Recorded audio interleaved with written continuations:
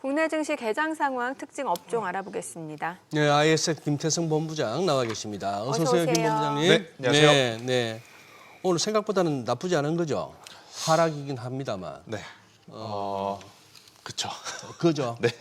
그러니까 바라보는 시각에 따라서 좀 다를 것 같아요. 글쎄. 네. 그러니까 미국 증시를 생각하신 분들은 이 정도면 선방한다라고 생각하신 분들, 아니면 어제 상승에 그래 역시나 반도체 IT구나 해서 과감하게 투자하신 분들은 왜 또 내가 사면 이런 하락이 나오느냐 또 이렇게 생각할 수밖에 없는 흐름이긴 한데 네. 저는 전체적으로 일단 우리나라 환율 시장의 흐름을 좀 감안을 해보면 이 정도의 출발, 이 정도의 수급은 그나마 양호하다라고 좀 평가를 좀 드리고 싶고요.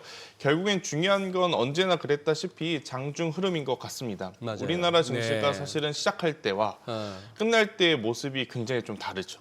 특히나 시작할 때도 프리장과 본장의 얼굴 색깔도 굉장히 다를 뿐더러 초반과 마지막이 굉장히 다르기 때문에 오늘도 마찬가지로 장 초반의 움직임보다는 결국 장 마지막의 얼굴이 더 중요하지 않을까라는 의견. 한 가지 좀 부담스러운 건 여전히 원달러 환율 수급이 그렇게 우호적이진 않겠다라는 의견까지 드리도록 하겠습니다. 그러니까 오후 들어서 또 변동성이 커질 수도 있다라는 얘기네요. 네. 예. 아니 어제도 간단하게 얘기를 드리긴 했습니다만 이제 뭐 삼양식품, 농심 네. 지금 실적도 3분기 좋았잖아요. 네. 그리고 뭐 증권사에서 목표 주가도 지금 상향 조정을 했는데 삼양식품에 대해서 보니까 200만 원 얘기까지 나오네요. 지금 네. 어제 4.9% 올랐고 지금 138만 8천 원. 어때요? 삼양식품, 농심 이런 라면주에 대해서는 어떤 사실 시각이세요? 그러니까 음식료 업종이라서 우리가 약간의 좀 어떤 고정관념이 있어서 그렇지 삼양식품과 전력기기라고 하는 기업들의 매출 구조를 보면 비슷하거든요. 그렇기 때문에 전력기기가 효성중공업이 200만 원을 넘었지 않습니까? 네. 저는 삼양식품도 충분히 넘어갈 가능성은 높게 좀 볼 수 있겠다라는 생각이 한참 들어요. 신수출주 이렇게 얘기를 했었는데. 네, 여기 이제 네. 환율 수혜까지 또 받아볼 수 있는 요소들이 많기 때문에 특히 삼양식품 같은 경우에는 제가 이제 이 원료를 어디서 이제 가지고 오냐를 다 체크를 했거든요. 네. 근데 이제 우리나라 국내에서 다 조달을 하더라고요. 그렇기 S&D 때문에 소스? 네, S&D에서 네. 뭐 소스뿐만 아니라 면에 들어가는 뭐 기름이라든지 여러 가지 재료들을 국내에서 지금 조달을 하다 보니 이게 이제 해외로 수출을 했었을 때 원달러 환율 수혜를 완전하게 또 받아볼 수 있는 요소들이 있어서 삼양식품에 대해 거는 기대가 또 높다라고 생각이 들고 있고 미국 증시가 지금 굉장히 큰 특징 중에 하나는 테크주들이 흔들리면서 약간의 경기 방어주 그리고 이제 필수 소비재 관련 기업들이 올랐습니다. 네. 그러니까 대표적으로 월마트를 여러분들이 떠올리시면 될 것 같은데 아니 월마트는 올랐는데 코스트코는 떨어졌어요. 뭐 이렇게 또 생각하시는 분들이 있어요. 근데 이제 두 기업을 좀 비교를 해보면 월마트가 코스트코 대비 약 한 9배에서 10배 정도 규모가 크고 둘이 비슷하게 마트를 운영하는 것처럼 보이지만 매출 구조가 좀 다릅니다. 코스트코는 아시다시피 회원권 매출이 굉장히 메인이고 월마트 같은 경우에는 대량 구매를 해서 조금은 싸게 또 판매하는 매매 전략을 좀 가지고 있다 보니 필수 소비재 쪽으로 보실 때는 월마트를 좀 보셔야 되는데 월마트가 이렇게 생각보다 또 좋은 모습을 보이고 있다는 것은 우리나라 증시를 대입했을 때 경기 방어주의 성격을 띠는 음식료 업종이 굉장히 또 두각을 나타낼 수 있는데 삼양식품은 이제 경기 방어주로 보기도 그렇습니다. 워낙 수출을 통해서 좋은 그러게요. 성과를 내고 있기 때문에 그래서 저는 삼양식품은 중장기적으로 긍정적으로 볼 수 있겠다라고 좀 말씀드리고 싶고 근데 이제 여기서 이제 매매 전략을 고민을 하실 때 삼양식품은 주당 가격이 너무 비싼데 삼양식품의 소스를 공급하는 S&D가 더 나올 수 있지 않겠나요? 라고 생각하시는 분들이 좀 있는 것 같아서 저는 S&D 투자의 전략은 조금 보수적으로 보는 게 맞다. 결국 이제 소스만 공급하는 쪽이 만약 삼양식품에서 그 소스를 자체적으로 생산하는 쪽으로 바뀐다 했었을 땐 올해 이제 나왔었던 초반에 올 초 상반기에 보였었던 이 단기 변동성을 생각을 해보면 그리 안정적인 선택지는 아닐 수 있지 않겠나라는 생각이 들어서 만약 이제 삼양식품을 보신다면 저는 삼양식품 본주를 보시는 게 더 나은 방법일 수 있겠다는 의견 드리겠습니다. 농심은요?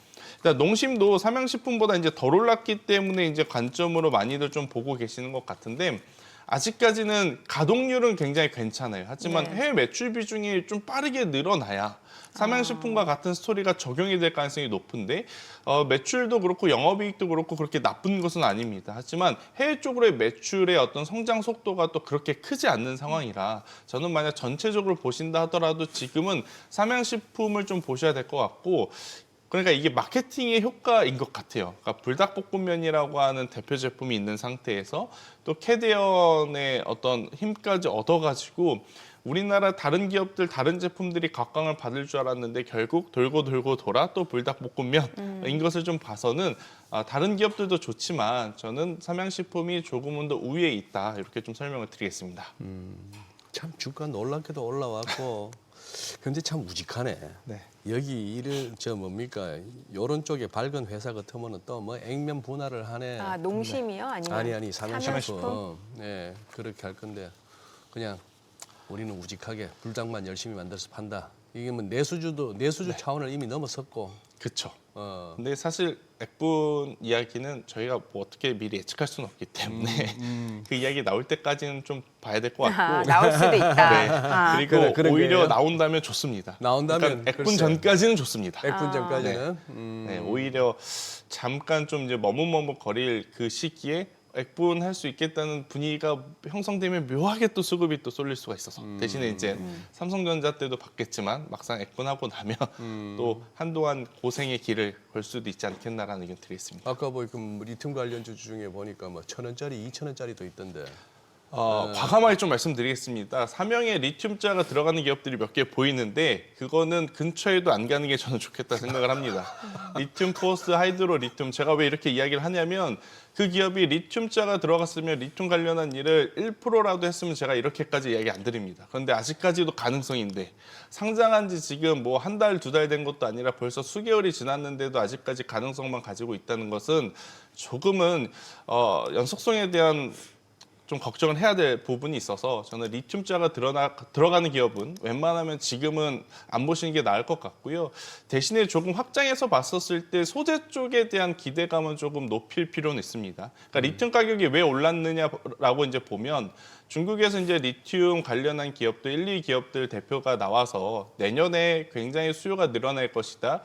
그 수요가 늘어나는 이유는 바로 ESS 에너지 저장 장치 때문이다라고 이야기를 하고 있으니 여기에 맞물려 지금 들어가는 기업들 뭐 대표적으로 LG 에너지 솔루션이라든지 삼성 SDI처럼 이 ESS 에너지 저장 장치를 만드는 기업들도 있겠지만 여기에 소재를 공급하는 우리나라 양극재라든지 아니면 전해액 관련한 기업들은 한 번 정도는 또 체크해 볼 필요는 있지 않겠는가라는 의견 드리겠습니다. 지금 화면에 나오는 뭐 LNF 이런 쪽 말씀하시는 건가요? 그렇죠. 이쪽은 일단은 성과가 조금씩 북미 쪽으로 보이고는 있어서 관심도는 좀 높여볼 필요는 있습니다. 하지만 이제 한 가지 조금 거리감이라기보단 경계감을 좀 두고 비중 조절을 해야 되는 이유는 뭐냐면 아직까지 실적이 회복하는 속도가 그렇게 드라마틱하게 크게 나오는 기업이 몇 개 없다라는 거죠. 그러니까 네. 이제 ESS가 너무 좋아요. 수요가 엄청나게 늘고 있어요. 앞단에서 이렇게 헤드라인에서 우리가 다루는 것 대비 그렇게 늘었으면 실제 성과도 보여야 되는데 그러면 그 성과에 맞는 실적이 나온 기업이 어디냐라고 했었을 때는 딱히 아직까지는 보이고 있지 않는 상황이라 이 부분은 조심하셔야 될 것 같고요. 제가 이제 ESS 에너지 쪽을 쭉 돌려보니까 한 가지 단점이 뭐냐면 전체 매출에서 ESS 에너지 저장 장치가 차지하는 비중이 뭐 5%, 10% 미만인 기업들이 너무 많습니다. 그러니까 그것들이 아무리 성장을 해봐야 기존에 하고 있었던 나머지 80~90%짜리 본업이 성장을 해야 그 기업의 주가가 올라갈 수 있다는 거거든요. 그래서 여러분들이 보실 때도 에너지 저장 장치 쪽에 관심을 갖고 계시다면 에너지 저장 장치가 그 회사의 얼마만큼의 매출 비중을 차지하는지는 좀 체크를 하셔야 될 것 같고 50%가 넘는 기업들을 좀 추려보니까 한중 NCS 그리고 상신 EDP라는 기업들이 좀 추려지거든요. 그래서 이쪽을 저는 추적 관찰하시는 게 가장 어떻게 보면 직간접적으로 우리가 빠르게 효과를 볼 수 있는 부분들이 많다는 의견 드리겠습니다. 혹시 이거 네. 요즘 그 박정민 씨 그 광고하는 그 삼양 네. 그 스페셜티 그게 지금 삼양식품 광고로 이렇게 여기시고 막 삼양식품 사시는 분들 계신 건 아니겠죠? 설마겠죠. 네, 네. 네. 근데 삼양그룹주는 그 이후에 조금 어떻게 움직임이 있었는지 모르겠네요. 뭐 크게 별다른 지금 움직임은 없어 보이는 것 같습니다. 네, 그래요. 아니 그리고 어제 롯데 관광개발 아주 네. 인상적이던데 뿐 아니라 무슨 뭐 파라다이스나 호텔 신라도 뭐 관광개발만큼은 아닙니다만 같이 이렇게 뭐 했는데 재료가 있었나요? 그러니까 지금 중국과 네. 일본 사이에 좀 불편한 기류가 형성이 되다 보니 네. 중국 분들이 일본에 가지 않겠다. 아하. 그러니 이제 선택지가 또 우리나라 쪽으로 들어오는 것 아니냐라는 이야기들이 그런- 좀 있어요. 그런 스토리? 네, 그래서 이제 우선은 숙박업 쪽이 먼저 움직였습니다. 숙박업 쪽이. 네, 롯데 관광개발도 마찬가지고 예. 아니면 서부 T&D처럼 이제 호텔을 가지고 있는 호텔 지분을 가지고 있는 기업들이 먼저 움직였고 네. 반대로 JTC라고 하는 기업이 있어요. 이 기업 같은 경우에는 일본에 이제 그 세금 처리를 하는 기업이라고 좀 보시면 될 것 같은데 어제 하한가를 좀 기록을 했습니다. 그래서 이제 확연하게 중국과 일본과의 관계 악화에 따라서 지금 관련 수혜주와 관련 피해주들이 지금 나타나고 있는 상황으로 좀 보여지고 이렇게 되면 이제 또 많은 투자자분들이 그러면 중국 관광객들이 우리나라에 왔을 때 가장 먼저 또 사야 되는 것은 화장품주 아닐까요? 라고 또 물어보시더라고요. 그런데 저는 화장품주들은 조금은 부정적으로 이야기를 드리고 있습니다. 왜냐? 한 번도 아니고 벌써 두 번이죠. 2분기도 그렇고 3분기도 그렇고 실적에 아무래도 배신감을 좀 나타내는 기업들이 너무 많다 보니까 화장품 쪽보다는 저는 오히려 피부 미용 의료기기 쪽이 아직도 여전히 낫다. 이렇게 좀 말씀드릴 수 있을 것 같고 그리고 이제 중국 분들이 그렇게 많이 올라오시게 되면 우리나라 LCC는 그럼 도대체 왜 그래요? 라고 이제 많이들 생각하시더라고요. 왜냐하면 LCC가 진에어, 제주항공 주가 안 올라온 지 너무 오래됐고 유가도 저렴한데 그리고 이용객은 많다고 하는데 전혀 지금 올라오려는 예. 모습들이 안 보이고 있어서 이제 많이들 걱정하시는 분들이 계시는데 당분간은 이 기조가 조금 이어질 가능성이 좀 높습니다. 왜냐하면 티켓 아무래도 이제 수요도 많지만 공급도 워낙 지금 많게 늘어난 상황이다 보니까 마진율이 그렇게 좋지는 않더라고요. 그래서 이 부분은 조금 장기화될 가능성이 높아서 예전처럼 관광객이 많이 늘어난다. 그럼 저가항공, 여기에 면세, 여기에 화장품, 호텔, 카지노 이 돌아가던 사이클에서 예. 막단에 호텔과 카지노만 지금 살아남은 상황이라고 좀 보시면 될 것 같습니다. 그래서 앞쪽에 면세라든지 저는 LCC는 조금은 나중에 보시는 게 아니면 가지고 계시다면 리스크 관리를 조금은 빨리를 하시는 게 저는 낫지 않을까. 왜냐 비행기들을 빌리지 않습니까? 네. 그러면 달러로 그 렌탈비를 내야 돼요. 아. 그런데 지금 환율 상황이 녹록지가 않죠. 안 그래도 무슨 보니까 LCC 말씀하셨는데 이렇게 그 올라오는 가격표 보니까 싸죠. 이거는 뭐 기차표보다 싸. 네. 예.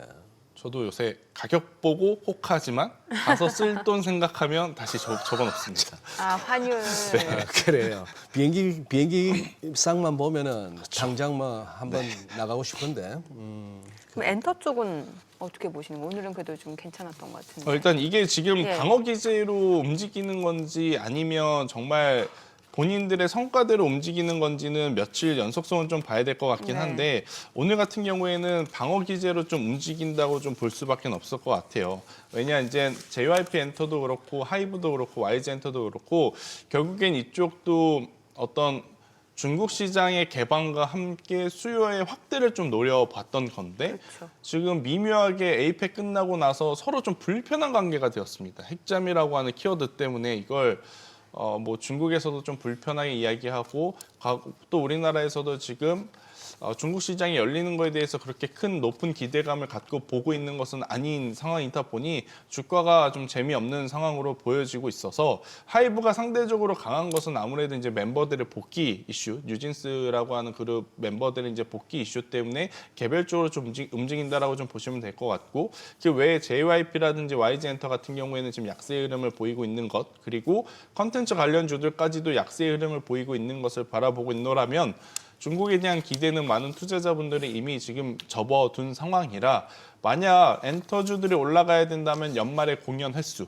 그리고 이제 연초 들어가면 연말에 이제 엔터사들이 각각 2026년에는 우리가 어떤 투어를 어떤 규모에서 얼마만큼 할 겁니다라는 이야기를 할 거거든요. 예. 그 규모가 올해보다 횟수가 많거나 공연의 어떤 규모가 더 크다면 상관없지만 네. 만약에 비슷하다라고 하면 조금은 이제 시간이 필요하다라고 해석을 하는 게 저는 맞겠다는 의견 드리겠습니다. 이거 질문지에는 안 보내드렸습니다만 김태승 본부장님 네. 현대차는 30만 원만 오면 약해지는데 네. 벌써 몇 번째예요 이게? 최근에도 30만 원 근처가 지금 26만 7천 원까지 밀립니다. 네. 이 현대차 이거 뭔가 좀 이거 조금 뭐랄까 이렇게 투자 환경이 좀 변해야 될 것 같습니다. 투자 환경이 네.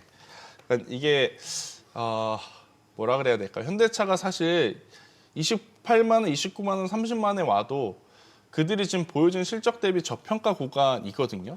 밸류에이션 자체는 밸류에이션 자체로는. 그러니까요. 그런데 이제 투자자분들의 고정관념이 네. 30만 원 근처에서 팔고 어. 또 27만 원 밑에서 사고 또 이래야 된다라는 고정관념이 좀 있는 것 같아요. 그래서 이걸 좀 한번 깰 만한 좀 강력한 뭔가 한 방이 좀 있어야 되는데 그 한 방이 지금 안 나오고 있는 상황으로 보여지고 있고 대신에 저는 환율에 대한 수혜도 좀 보고 있고 전체적으로 자동차 업황이 안 좋다라고는 하겠지만 그래도 현대차, 기아가 하이브리드라는 차종으로 굉장히 좋은 퍼포먼스를 보이고 있는 지금의 시점을 감안을 해보면 조금 더 끈기 있게 가지고 갔을 때는 좋은 결과를 낼 수 있겠다. 그리고 아마 앞 코너에서도 조금 다루신 것 같은데 지난주 주말부터 우리나라 이제 굉장히 많은 기업들이 투자에 대한 이야기를 했지 않습니까? 예. 현대그룹도 지금 빠지지 않죠. 그러니까 예. 미래산업으로 AI 로봇 그리고 이제 R&D 투자에 엄청나게 또 돈을 쏟겠다라는 이야기를 했고 여기 이제 핵심 포인트는 로봇이라는 거입니다. 그래서 지금 로봇 같은 경우에는 우리나라만 지금 하겠다는 것이 아니라 피지컬 AI를 필두로 엔비디아도 지금 공격적으로 테슬라도 공격적으로 하고 있는 상황에서 자동차 기업들이 한 번 더 어떻게 보면 밸류를 평가받을 수 있는 신사업으로의 어떤 성장이 열려 있는 상황이라서 예. 저는 현대차는 충분히 더 보셔도 된다 이렇게 생각이 들고 있고 만약에 다른 쪽으로 이제 로봇 관련해서 이제 보신다면 현대 위아도 저는 괜찮다고 보거든요. 여러분들 우리가 이제 가끔 뉴스 보다 보면 배에 이제 차를 선적할 때 네. 선착장에 차 수백 대가 이렇게 주차되어 있는 모습. 예. 그리고 이제 배 뒤에 문이 열리면 한 대씩 들어가는 모습들을 아마 많이 보시잖아요. 그렇죠. 그 예전에는 사람들이 직접 운전을 했다 그래요. 근데 요새는 파킹 로봇이라 그래서 바퀴 밑에 로봇이 들어가서 그걸 로봇으로 이제 주차를 하고 로봇으로 이제 이송을 하는데 이렇게 되면 과거에 사람이 주차를 했을 때보다 동일 면적에 주차할 수 있는 차량의 대수가 25에서 30%더 늘어난다고 합니다. 아. 배 선적을 할 때도 동일 면적에 들어가는 차량 대수가 15에서 20%더 늘어난다고 하거든요. 그걸 지금 현대 위아와 HL 만더가 굉장히 치열하게 좀 싸우고 있는 상황이라고 좀 보시면 될 것 같아서 실제 로봇이 이제는 먼 기대감이 아니라 현재 산업에서 조금씩 적용을 하면서 경쟁 구도가 만들어지고 있다는 것을 좀 이해를 하시면 저는 조금 더 끈기 있게 보셨을 때는 현대차도 그렇고 그리고 부품사 쪽에서는 방금 언급드렸던 HL 만도 굉장히 좋은 결과를 좀 낼 수 있겠다는 의견 드리겠습니다. 오랜만에 그 플랫폼 관련주 좀 여쭤보고 싶은데 사실 그동안 이제 순환매 차원에서 섹터별로 좀 많이 올랐다라고 생각하면은 이제 플랫폼 관련주는 상대적으로 좀 소외됐던 측면이 있는데 네. 그래서 이제 좀 좋게 보는 시각도 있었고요. 또한 플랫폼이라고 해봐야 두 개밖에 네이버, 없죠. 카카오. 네이버, 네. 카카오. 네, 네카오인데 네. 그러니까 이건 좋고 싫고의 문제라기보단 우리가 주식을 할 때 가장 하면 안 되는 것 중에 하나가 정부 정책에 반하지 말라라는 이야기를 하잖아요. 네. 예. 정부 정책이 가는 건 어쩔 수 없이 좀 따라가야 된다고 저는 생각이 들어요. 지금 현재 정부가 두 가지는 계속 하겠다라고 하죠. 소버린 AI 그리고 여기에 이제 로봇 산업까지도 이제 공격적으로 이야기를 하고 있는 상황이다 보니 우리나라 네카오는 또 뗄래야 뗄 수 없는 상황으로 보여집니다. 예. 그래서 이제 네이버가 좋냐 카카오가 좋냐 굉장히 이제 많은 논란들이 있으신 것 같은데 저는 네이버 카카오 논란에 너무 민감하게 반응하실 필요 없고요. 두 개 다 담으면 된다 생각을 합니다. 그리고 이제 두 개 다 담으라 그래서 네이버 10주 카카오 10주 이게 아니라 네이버 카카오가 동일 비중으로 들어가 있는 ETF가 있습니다. 타이거 탑10 인터넷 ETF가 있습니다. 여기에 이제 더존비존이라고 하는 회사의 비중까지 있어서 만약 여러분들이 나는 네카오 사고 싶은데 네이버가 좋은지 카카오가 좋은지 당체 결론을 못 내리겠어요. 저도 못 내려드립니다. 이게 언제는 네이버가 좋아 보이고 언제는 네. 카카오가 좋아 보이기 때문에 그래서 그러신 분들은 방금 제가 언급드렸던 타이거 인터넷 탑10 ETF를 한번 좀 보시면 좋을 것 같고요. 뭐 코드 번호를 한번 네네. 보면 지금 당장 또 하려니까 잘 안 되네요. 일단 타이거 인터넷 탑10 찾아보시면 될 것 같습니다. 타이거 인터넷 탑 10. 네. 코드 번호가 365000번입니다. 네. 그래요. 네. 365000이요? 네. 쉽네요. 365000. 네. 네. 소장님 질문하셔야죠. 예. 아니 저 뭐 또 누리호 4차 발사 뭐 이런 기사가 있더라고요. 네, 일단 시장이 지수가 좀 안 좋으면 결국엔 우리는 또 새롭게 나오는 뉴스에 네, 이제 집중할 수밖에 없다 보니 네. 누리호 발사를 지금 코앞에 두고 한국항공우주가 주가의 시세를 좀 나타내고 있는데 이런 뉴스가 나와서 움직일 때 저는 투자자분들이 생각해야 될 부분은 이겁니다. 내가 누리호 때문에 한국항공우주를 보고 있었던 건가? 내가 누리호 발사 때문에 한국항공우주에 투자를 했던 걸까? 이걸 한번 이제 돌이켜볼 필요가 있습니다. 그게 아니라면 그냥 지금 이렇게 움직이는 거에 너무 민감하게 반응하지 마시고 원래 가져가려고 했었던 전략 그대로 유지하시는 게 맞을 것 같고 그동안에는 관심이 안 갔다가 이제 한국항공우주가 어제 오늘 이렇게 지수 대비 아웃퍼폼 하면 이제 또 눈에 들어오신 투자자분들이 있어요. 예. 그러신 분들은 하이 리스크 하이 리턴입니다. 남들이 먼저 샀을 때 안 봤다가 지금 이제 막 시세가 나기 시작해서 보는 만큼 손절 라인을 짧게 그리고 뉴스가 나왔을 때 세론으로 언제든지 작용할 수 있음은 알고 투자를 하시는 게 맞다. 저는 이렇게 좀 말씀드리겠습니다. 우리 김태성 본부장 갈수록 매운맛이 되네. 네. 매운맛. 뼈를 때리는 발언이 자주 있어요. 지금은 이제 무조건 좋다는 할 수는 없는 것 같고 조금은 이제 압축도 하셔야 될 것 같고. 그럼 어떤 쪽으로 압축을 하면 되는 거예요? 그러니까 이게 우리가 AI에 대해서 혹은 네. 테크주들에 대해서 굉장히 지금 걱정하고 있지 않습니까? 네. 이럴 땐 주도주의 물기는 바뀌진 않습니다. 그러니까 AI와 테크주가 안 좋다 그래서 이것을 정리하고 다른 산업으로 가자 이게 아니라 그 안에서 마지막까지 살아남을 수 있는 종목으로 저는 압축하는 게 맞을 것 같아요.